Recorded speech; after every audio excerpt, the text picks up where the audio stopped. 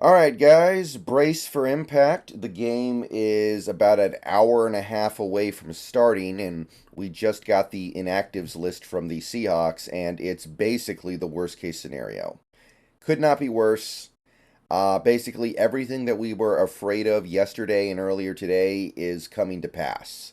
So the Seahawks are going to have to gut this one out, it looks like, because they're going to be down a significant number of key players. Again, worst case scenario. So let's go through the list here. Devin Bush, at this point, kind of a healthy scratch because we trust the linebackers we have. Okay, that's fine. Same for Artie Burns as well, probably, by the way. I think he's a healthy scratch because we trust the cornerbacks that we have out there with Brown, Woolen, and Witherspoon, with Love able to play a little bit. So, okay. You've also got Raekwon O'Neal, a reserve tackle, inactive. Okay, that seems pretty fine to me. It's everything else that's going to be a problem here. So let's start with DK Metcalf. That's the big one. Inactive. First game he's missed in his career.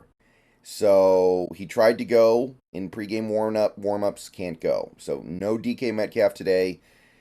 Um, I've gotten some comments from people pointing out that Metcalf's production is not that good this year, but you guys got to understand it's not just the production. When you lose DK Metcalf, you're not just losing his 4.2 or whatever it is. I think it's 4.2 catches per game. You're losing his ability to draw double teams consistently. Very few receivers draw double teams the way Metcalf does. So I think this loss is very significant, and I'm sure it will affect this game. Charbonnet, inactive. So that's your backup running back. You're going to have to put more on Walker, probably ask a little more on DJ Dallas. Not the end of the world, but you would obviously rather have Charbonnet.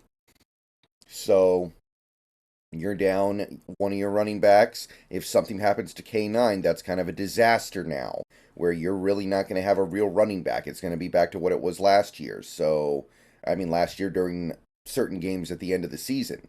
So, Charbonnet, inactive. Phil Haynes, inactive. That's your starting right guard. Now, a lot of people are going to say, well, we get to play Anthony Bradford. Anthony Bradford's better anyway. I understand that Bradford's played well in some areas, in some games. I'm not convinced he's actually better than Phil Haynes when healthy. So, for me personally, I think that's a loss. I think that's a problem, especially when you consider the injuries we have on the other spots on this offensive line. I think that it's pretty.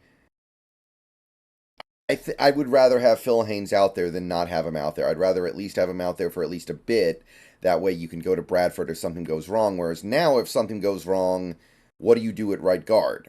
I don't know. You're just bumping Phil Haynes over, and I'm sorry, not Phil Haynes. You're bumping Evan Brown over. Oh wait, we can't do that because Evan Brown is also inactive in this game with his own injury. So we are now playing backups at center, Oluwatimi, right guard, Anthony Bradford, and right tackle, of course, Jay Curhan.